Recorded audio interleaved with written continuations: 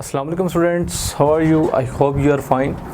Next जो हम discuss करने जा रहे हैं वो हमारा टॉपिक जो है अबाउट इम्यूनिटी के मतलब हमारा जो चैप्टर नंबर 5 कंटिन्यू है ह्यूमन फिजियोलॉजी का। तो उसमें जो फर्स्ट क्वेश्चन हमारा है वो है about the define immune system and describe it's components, कि इम्यून सिस्टम क्या होता है और जो इम्यून सिस्टम से रिलेटेड उसके जो कंपोनेंट्स हैं वो क्या होते हैं, यानी कि उसके जो पार्ट्स हैं, कौन कौन से ऐसे पार्ट्स हैं जो इम्यून सिस्टम में रोल प्ले करते हैं, उसको जो हम डिस्कस करेंगे। सबसे पहले तो आप अपनी जो बुक की वर्डिंग है उसे याद कर लें। जो पेज नंबर जो 325 है आपका, उस पर ये है पार्ट 1 की जो बुक है, इम्यूनिटी की डेफिनेशन उस पर लिखी हुई है।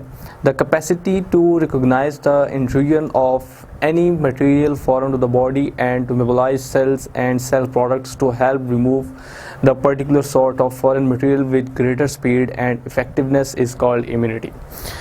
इसका मतलब ये है कि इम्यूनिटी एक ऐसी चीज़ है हमारी बॉडी की, एक ऐसा हमारा बॉडी का पार्ट है, हिस्सा है, जो कि फॉरेन पार्टिकल्स के अगेंस्ट जो है वो फाइट करता है। यानी कि सम टाइम इस तरह होता है, लाइक अगर हम डिजीज़ की बात करें तो डिजीज़ में क्या होता है कि डिफरेंट काइंड के जो बैक्टीरियाज़ हैं वो अटैक करते हैं, वायरसेस अटैक करते हैं, इवन फंगल अटैक होता है। तो कोई भी अगर फॉरेन पार्टिकल या फॉरेन ऑर्गेनिज्म जो है वो बॉडी के अंदर एंट्री गेन करता है तो उसके ख़िलाफ़ जो रिस्पॉन्स एक्टिवेट होता है वो इम्यूनिटी का होता है। और इम्यूनिटी में मोस्टली अगर हम देखें तो हमारे वाइट ब्लड सेल्स इन्वॉल्व होते हैं, ठीक है, जिसमें हम आगे डिस्कस करेंगे, लिम्फोसाइट्स हैं, ठीक है। तो ये जो इम्यूनिटी की डेफिनेशन है ये आपने हर हाल में याद रखनी है। इसके बाद हम फर्दर आगे जब मूव करेंगे तो हम देखेंगे कि हमारे जो इम्यूनिटी के पार्ट्स हैं वो क्या हैं। लाइक अगर हम एनिमल्स की बात करें, एनिमल्स, तो इनमें जो इम्यूनिटी है उसके जो मेनली 3 उसके कंपोनेंट्स आ जाते हैं। लाइक जैसे कि अगर हम बात करें कि फर्स्ट ऑफ ऑल तो अगर आप देखें तो हमारे पास फिज़िकल बैरियर्स हैं, फिज़िकल बैरियर्स, ठीक है। अब ये फिज़िकल बैरियर्स आपके क्या हैं, इनमें आपके आ जाते हैं स्किन, ठीक है, और म्यूकस मेम्ब्रेन, ठीक है। ये बहुत इंपॉर्टेंट एमसीक्यू है एमडीकैट पॉइंट ऑफ व्यू से, इसे आपने याद रखना है कि जो फिज़िकल बैरियर के तौर पर वर्क करते हैं वो स्किन है और म्यूकस मेम्ब्रेन। इसके साथ साथ अगर हम इंटरनली देखें तो फैगोसाइट्स, ठीक है। फैगोसाइट्स ऐसे सेल हैं जो फैगोसाइटोसिस का काम करते हैं, फैगोसाइटोसिस, ठीक है। And what is phagocytosis? Phagocytosis is the eating process of the cell, eating process of cell, ठीक है। ये हो गया एक कंपोनेंट, ठीक है। और इसी के साथ साथ एक एडिशनल कंपोनेंट वो क्या है, तो वो हमारी आ जाती है बॉडी की इम्यूनिटी, ठीक है। अब अगर आपसे पूछा जाए कि प्रोटेक्शन में ये चीज़ें इन्वॉल्व होती हैं हमारी बॉडी की ऑर्गेनिज्म की प्रोटेक्शन में, जिसमें फिजिकल बैरियर्स अगर आप देखें तो वो स्किन और म्यूकस मेम्ब्रेन। अब अगर आपसे पूछा जाए कि प्रोटेक्शन में जो फिजिकल बैरियर्स हैं वो कौन से हैं, तो वो ये हैं। फैगोसाइट्स भी इन्वॉल्व हैं प्रोटेक्शन में, जो कि डिफरेंट काइंड के जो फॉरेन पार्टिकल्स हैं उनको फैगोसाइटोसिस के प्रोसेस के ज़रिए उनको फैगोसाइटोस्ट कर देते हैं। इस तरह जो नेक्स्ट हमारा जो इंटरनल अगर हम देखें तो वो हमारा है इम्यूनिटी, ठीक है। अब ये इम्यूनिटी की हमने ऑलरेडी ऊपर जो है वो डेफिनेशन जो है वो डिस्कस कर ली है। नेक्स्ट अगर हम देखें तो इम्यूनिटी जो है इसके भी आगे से पार्ट्स हैं, ठीक है। लाइक अगर हम देखें इसके जो पार्ट्स हैं उसमें एक तरफ तो आपके हैं लिम्फोसाइट्स, ठीक है, और दूसरी तरफ हैं आपकी एंटीबॉडीज़, ठीक है। ये आपके पार्ट्स आ गए इम्यूनिटी के, जिसमें लिम्फोसाइट्स हैं और एंटीबॉडीज़ हैं। लिम्फोसाइट्स जो हैं दीज आर द डब्ल्यूबीसीज से मुराद है वाइट ब्लड सेल्स, ठीक है। और इनकी मोस्टली जो टाइप होती है उसमें lymphocytes B lymphocytes and T lymphocytes, ठीक है। ये आपकी इम्यूनिटी में रोल प्ले करते हैं। इसी के साथ साथ हमारी हैं antibodies. Antibodies are the proteins, ये प्रोटीन्स होती हैं, ठीक है। आप कौन सी प्रोटीन, अगर हम इनकी नेचर देखें तो these are the globular proteins, ठीक है। अब ये ग्लोबुलर प्रोटीन्स हैं और रिलेट किससे करती हैं? इम्यूनिटी से। तो इस वजह से हम एंटीबॉडीज़ को इम्यूनोग्लोबुलिन भी बोलते हैं, इम्यूनोग्लोबुलिन। क्लियर? तो ये अब आपको पता चल गया होगा कि हमारी जो बॉडी की प्रोटेक्शन है उसमें कौन कौन सी चीज़ें इन्वॉल्व हैं। सबसे पहले फिजिकल बैरियर्स, इसका आपको पता होना चाहिए। फैगोसाइट्स का आपको पता होना चाहिए। और इम्यूनिटी के जो कंपोनेंट्स हैं उनके बारे में आपको जनरल ओवरव्यू होना चाहिए कि ये आपके पार्ट्स में मुश्तमिल है, जिसमें लिम्फोसाइट्स हैं। और लिम्फोसाइट्स की भी 2 टाइप्स हैं, जिसमें B lymphocytes and T lymphocytes, and lymphocytes are the WBCs, white blood cells. Clear? उसके बाद एंटीबॉडीज आर द प्रोटीन्स। कौन सी प्रोटीन्स? Globular proteins. अब ये ग्लोबुलर प्रोटीन्स हैं और रिलेट किससे करती हैं? इम्यूनिटी से, जिसकी वजह से हम इन्हें कहते हैं इम्यूनोग्लोबुलिन प्रोटीन्स। क्लियर? तो ये आपने इन सब बातों को याद रखना है। ये MD के पॉइंट ऑफ व्यू से बहुत इंपॉर्टेंट है, ये MCQ में आपसे पूछ ली जा सकती हैं। ओके, नेक्स्ट हम डिस्कस करेंगे कि हमारे जो हमारे WBCs हैं इनमें बी लिम्फोसाइट्स और टी लिम्फोसाइट्स, इनको बी और टी क्यों बोला जाता है, और जो एंटीबॉडीज़ हैं इनका स्ट्रक्चर क्या है। ठीक है, अब यहाँ पे अगर आप सबसे पहले देखें तो हम कुछ यहाँ पे डिस्कस कर लेते हैं कि नेमिंग के बारे में, कि ये जो आपको नज़र आ रहा है कि लिम्फोसाइट्स जो हैं इनकी 2 टाइप्स हैं, एक बी लिम्फोसाइट है और एक टी लिम्फोसाइट्स हैं। क्लियर? अब ये जो टी लिम्फोसाइट्स हैं ना, टी लिम्फोसाइट्स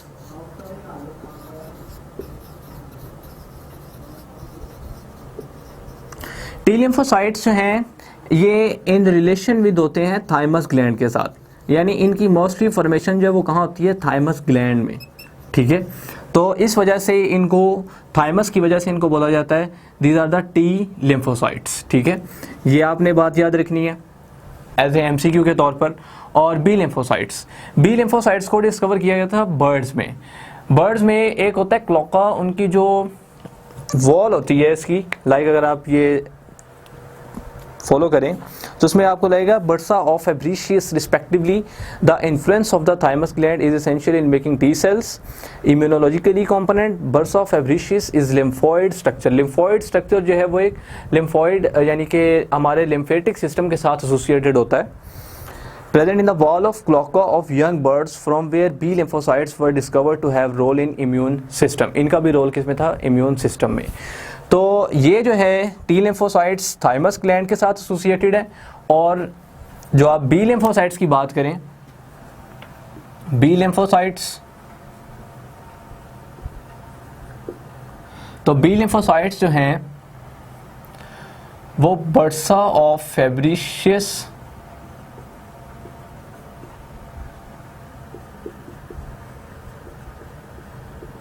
ठीक है in the wall of cloaca, ठीक है, इन यंग बर्ड्स। और ये है क्या? ये बेसिकली ये एक लिम्फॉइड टिश्यू है। क्लियर? लिम्फॉइड मैस का। तो ये अब आपको पता चल गया होगा कि जो लिम्फोसाइट्स, बी लिम्फोसाइट्स को बी लिम्फोसाइट्स क्यों कहते हैं और टी लिम्फोसाइट्स को टी लिम्फोसाइट्स क्या कहते हैं, और इसकी जो डिस्कवरी है उसका भी आपको पता चल गया होगा, और ये किसके साथ एसोसिएटेड है इसका भी आपको जो है वो पता चल गया होगा। नेक्स्ट हम बात करेंगे एंटीबॉडीज़ की। ये सारी वो बातें हैं जो मैं आपको MCQ के तौर पर बता रहा हूँ और इनको आपने याद रखना है। नेक्स्ट हम बात करेंगे अपनी एंटीबॉडीज़ की। याद रखें कि मोस्टली जो एंटीबॉडीज़ हैं वो बी लिम्फोसाइट्स प्रोड्यूस करते हैं। ठीक है, एंटीबॉडीज़ जो हैं मोस्टली वो बी लिम्फोसाइट्स प्रोड्यूस करते हैं। ये भी आपने बात MCQ के तौर पर जो है वो याद रखनी है। इसके अलावा एंटीबॉडी जो है वो किसके रिस्पॉन्स में प्रोड्यूस होती है? एंटीबॉडी जो है ये एंटीजन के रिस्पॉन्स में प्रोड्यूस होती है। क्लियर? ये भी आपने याद रखना है कि जो एंटीबॉडीज़ हैं ये किसके रिस्पॉन्स में प्रोड्यूस होती हैं? तो एंटीबॉडीज़ जो हैं ये एंटीजन के रिस्पॉन्स में प्रोड्यूस होती हैं। और ये किल किसको करती हैं, ख़त्म किसको करती हैं? एंटीबॉडीज़ एंटीजन के रिस्पॉन्स में प्रोड्यूस होती हैं और प्रोड्यूस होने के बाद एंटीजन को ही ख़त्म कर देती हैं। ठीक है, इन्हीं की जो प्रोडक्शन है उसको इनहिबिट करती हैं। क्लियर? तो ये आपने कॉन्सेप्ट जो है वो याद रखना है।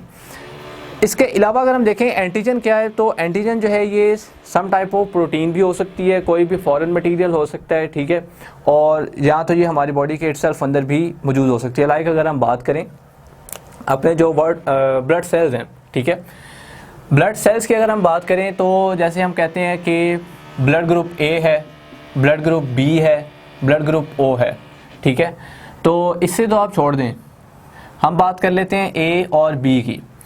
ब्लड ग्रुप ए और बी, इसका मतलब है कि इस ब्लड ग्रुप में एंटीजन जो है वो ए है, और इसका मतलब है कि इसमें एंटीजन जो है वो बी है। तो एंटीजन के रिवर्स एंटीबॉडी प्रोड्यूस होती है, यानी कि अगर यहाँ एंटीजन ए है तो एंटीबॉडी कौन सी प्रोड्यूस होगी, बी, और अगर एंटीजन बी है तो एंटीबॉडी कौन सी प्रोड्यूस होगी, ए, ठीक है। तो ये इस तरह से होता है कि एंटीजन एंटीबॉडी जो है वो रिवर्स होती हैं, और अगर सेम हो जाए तो वो एक दूसरे को किल कर देती हैं। तो एंटीबॉडीज़ का काम क्या होता है कि एंटीजन के रिस्पॉन्स में ही प्रोड्यूस होती हैं, और प्रोड्यूस होने के बाद एंटीजन को ही ख़त्म करती हैं। क्लियर? तो ये था एक एंटीबॉडीज़ का फंक्शन और साथ लिम्फोसाइट्स। अब हम देखेंगे कि एंटीबॉडीज़ जो हैं इनका स्ट्रक्चर क्या होता है एंटीबॉडी का।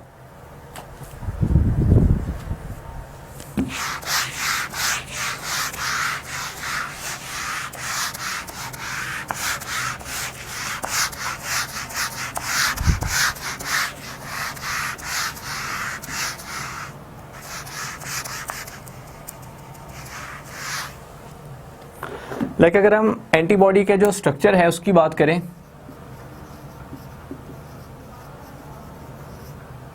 ठीक है, तो it consist of four polypeptide chains,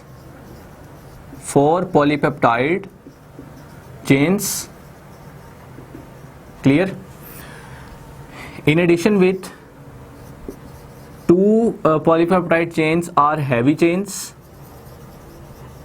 while two are light chains, two light, ठीक है, टू हैवी चेन्स होती हैं और टू जो है वो लाइट चेन्स होती हैं। क्लियर? और इसके अलावा both these chains are connected with each other by a disulfide linkage,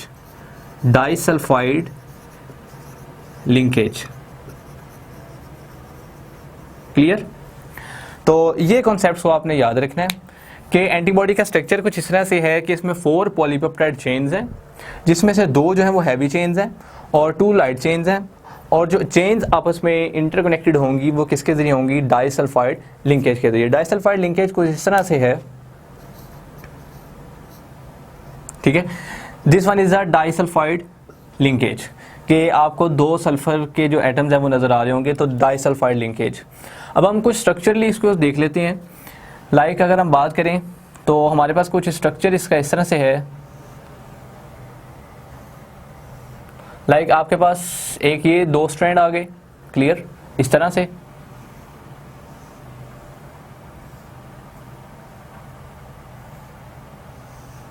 और एक ये आ गया स्ट्रैंड आपके पास यूं, इस तरह से इसके भी अंदर से पार्ट्स होंगे, क्लियर,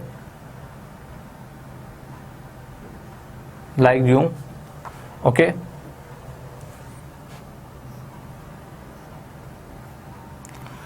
और नेक्स्ट साथ अगर हम देखें तो इसके साथ और स्टैंड इस तरह से,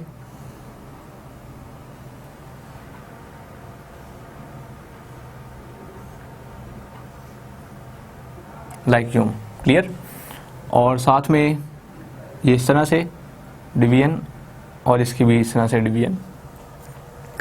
तो ये हमारे पास एक जो स्ट्रक्चर बन गया, ये बन गया है हमारे पास एंटीबॉडी का।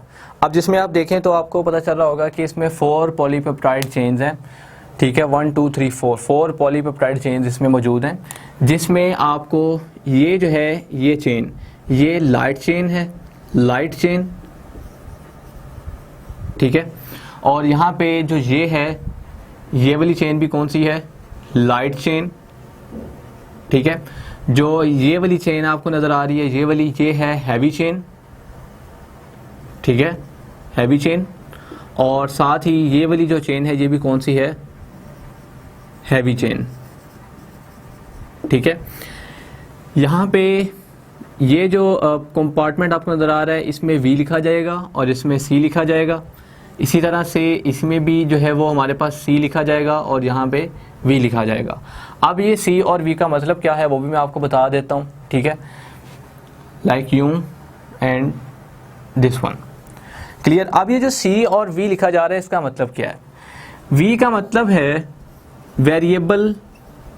Variable amino acids, variable amino acids. Clear. और C का मतलब है constant amino acids, constant chain of amino acids.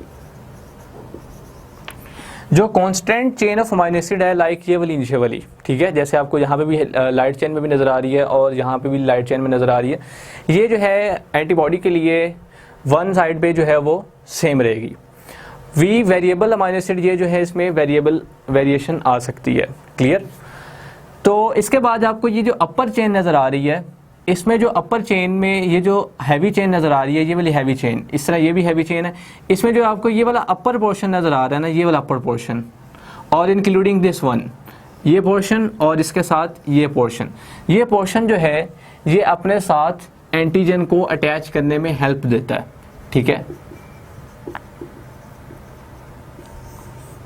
तो अब अगर आपसे पूछा जाए कि जो यहाँ पे लाइट चेन में V लिखा है इसका क्या मतलब है, तो ये है वेरिएबल अमाइनो एसिड के लिए, और C लिखा जाता है constant chain of amino acid के लिए। ठीक है। और साथ ही साथ अगर आपसे ये पूछा जाए कि एंटीजन जो है वो एंटीबॉडी के किस सरफेस पे जाकर जो है वो अटैचमेंट परफॉर्म करती है, तो एंटीबॉडी जो है वो अपनी हैवी चेन को यूज़ करते हुए, उसके अपर पोर्शन को यूज़ करते हुए एंटीजन के साथ अटैचमेंट करती है। ठीक है। तो ये कुछ इंपॉर्टेंट पॉइंट्स हैं जिनको आपने याद रखना है। और दूसरी बात ये है कि लाइक अगर जैसे कि मैंने बात की कि यहाँ पे डाइसल्फाइड लिंकेज होती है, तो इसी तरह से ये यहाँ पे इस तरह से डाइसल्फाइड लिंकेज होगी इसके दरमियान। ठीक है। और इसके दरमियान भी इस तरह से डाइसल्फाइड लिंकेज, और डाइसल्फाइड लिंकेज जो है वो इस तरह से यहाँ पे भी होगी। ठीक है। तो इनको आपने जो है वो याद रखना है कि आपस में जो लिंकेज है वो किसके ज़रिए होगी, डाइसल्फाइड लिंकेज के ज़रिए। तो ये हमारे पास कुछ बेसिक जनरल स्ट्रक्चर होता है एंटीबॉडी का, उसमें आपके जो इसके जो पार्ट्स हैं उसका भी मैंने आपको जो है वो बता दिया। ठीक है। तो ये हमारा जो था define immune system and describe it's components, ये हमारा यहाँ पे जो है वो थोड़ा सा मेन टॉपिक था, ये क्लियर हो गया। इसके बाद हम साथ ही साथ इसी से रिलेटेड अगर हम बात करें तो हमने जो लिम्फोसाइट्स को डिस्कस किया उसमें हमने टी लिम्फोसाइट्स को देखा और बी लिम्फोसाइट्स को। हम इसके फंक्शन को भी जो है वो डिस्कस कर लेते हैं, जो हमारे एमडी कैट सिलेबस का टॉपिक, जो इस टॉपिक का जो सेकंड पोर्शन है, जिसमें हमने ये डिस्कस करना है कि हमारे पास जो सेल मीडिएटेड रिस्पॉन्स और ह्यूमरल रिस्पॉन्स है वो क्या है।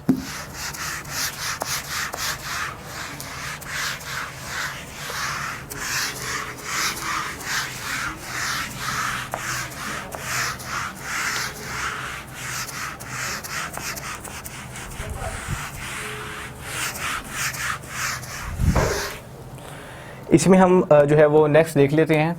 ठीक है। जो हमारा ये है अबाउट के what is cell mediated response. ठीक है। और साथ ही साथ हम देख लेते हैं कि हमारा जो ह्यूमरल रिस्पॉन्स है वो क्या है।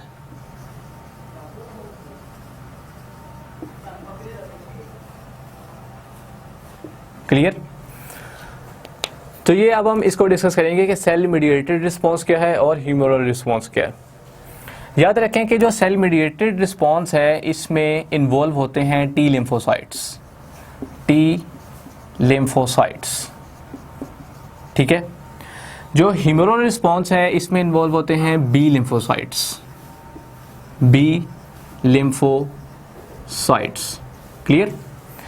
टी लिम्फोसाइट्स क्या करते हैं कि रिकॉग्नाइज करते हैं किसको, एंटीजन को। क्लियर। सेम इसी तरह जो बी लिम्फोसाइट्स हैं ये भी रिकॉग्नाइज करते हैं किसको, एंटीजन को। क्लियर, ये दोनों के फंक्शन यहाँ पे सेम हो गए। अब ये जब एंटीजन को रिकॉग्नाइज करते हैं उसके बाद ये क्या करते हैं कि किल करते हैं या अटैक करते हैं किस पे, माइक्रो ऑर्गेनिजम्स पे, माइक्रो ऑर्गेनिजम्स, ठीक है, माइक्रो ऑर्गेनिजम्स पे, या द इफेक्ट ऑफ रिजेक्शन, ठीक है।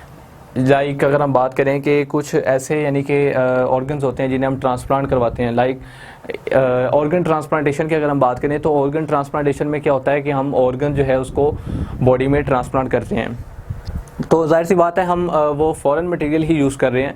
तो ऑर्गन ट्रांसप्लांट का मतलब ये है कि हम किसी फॉरेन पर्सन का जो ऑर्गन है वो लेकर एक इंडिविजुअल जो है उसमें ट्रांसप्लांट कर रहे हैं, तो वो जिसमें हमने ट्रांसप्लांट किया है वो उसके लिए जो है वो फॉरेन मटेरियल ही होगा। तो फॉरेन मटेरियल की जो रिजेक्शन है उसमें भी ये इन्वॉल्व होते हैं, ठीक है। इफेक्ट ऑफ रिजेक्शन, ठीक है, इन फॉरेन मटेरियल, ठीक है। जैसे कि ऑलरेडी मैंने बात की कि in case of organ transplantation के केस में, क्लियर।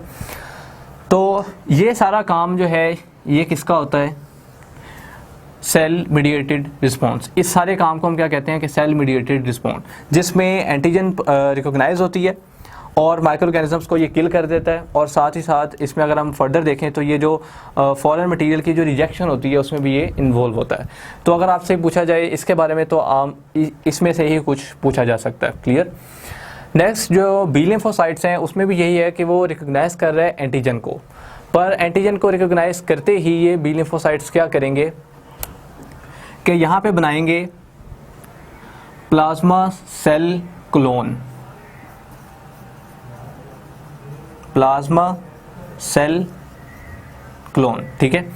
जैसे बी लिम्फोसाइट्स क्या करेंगे कि रिकॉग्नाइज करेंगे एंटीजन को, रिकॉग्नाइज करते क्या बना देंगे, प्लाज्मा सेल क्लोन। अब ये जो प्लाज्मा सेल क्लोन है ये सिंथेसिस करेगी किसकी, इसमें सिंथेसाइज होगा, क्या चीज़ इसमें सिंथेसाइज होगी, इसमें सिंथेसाइज होगी एंटीबॉडी, ठीक है। अब डिफरेंस आप ये याद रखें कि यहाँ पे बन रहा है प्लाज्मा सेल क्लोन, यहाँ पे डायरेक्ट जो है वो अटैक हो रहा है ऑर्गेनिज्म पे, क्लियर, और इसमें ये रिजेक्शन का भी इन्वॉल्व है। और यहाँ पे अगर आप देखें तो यहाँ पे रिकॉग्नाइज तो वो कह रहे हैं एंटीजन को, पर साथ ही वो क्या बना रहे हैं, प्लाज्मा सेल क्लोन, और फिर प्लाज्मा सेल क्लोन क्या कर रहा है कि सिंथेसाइज कर रहा है किसको, एंटीबॉडी को। अब ये एंटीबॉडी जो है ये क्या करेगी कि जो एंटीजन ऑलरेडी मौजूद है, ठीक है, या एंटीजन जो है लाइक मैंने ऑलरेडी भी बात कर रखी कि वो बैक्टीरिया भी हो सकता है कि जो अगर तो कोई बैक्टीरियल इन्फेक्शन हमें हुई है तो जाहिर सी बात हमारी बॉडी में बैक्टीरिया मौजूद होंगे, तो उनके खिलाफ जो है ये एंटीबॉडी जो है वो फाइट करेगी। तो ये एंटीबॉडी जो है ये सरफेस किसके सरफेस पे अटैच होगी, एंटीजन की सरफेस पे, और जब ये एंटीबॉडी जो है एंटीजन की सरफेस के ऊपर अटैच होगी, लाइक अगर हम कहते हैं कि कोई बैक्टीरिया है तो ये एंटीबॉडी बैक्टीरिया की सरफेस पे अटैच होकर उससे जो है वो डिस्ट्रॉय करेगी फैगोसाइटोसिस के प्रोसेस के जरिए, ठीक है, यानी कि उसकी फैगोसाइटोज उसकी कर देगी। उसके बाद अगर हम देखें तो समटाइम इस तरह होता है कि कोई भी अगर फॉरेन मटेरियल एंट्री गेन कर चुके हैं हमारी बॉडी में तो वो हमारी बॉडी में कोई ना कोई टॉक्सिन रिलीज कर देता है, ठीक है, कोई ना कोई टॉक्सिन वो हमारी बॉडी में रिलीज कर देता है। तो अब इस रिस्पॉन्स में क्या होता है, लाइक अगर हम बात करें टेटनस की, एक एग्जांपल ले लेते हैं यहाँ पे, ठीक है। तो ये जो टेटनस है इसमें हमारा जो बैक्टीरिया है तो वो क्या करता है कि एक टॉक्सिन हमारी बॉडी में रिलीज़ कर देता है, ठीक है, एक टॉक्सिन रिलीज़ करता है जिसे हम कहते हैं टेटनोस्पाज्मिन, ठीक है। अब ये जो टेटनोस्पाज्मिन है ये क्या है, टॉक्सिन। तो इस टॉक्सिन के खिलाफ जो है वो क्या प्रोड्यूस होता है, एंटी टॉक्सिन। एंटी टॉक्सिन क्या करता है कि टॉक्सिसिटी जो है या टॉक्सिन जो प्रोड्यूस हुआ है उसके इफेक्ट को यानी कि न्यूट्रलाइज कर देता है, ख़त्म कर देता है।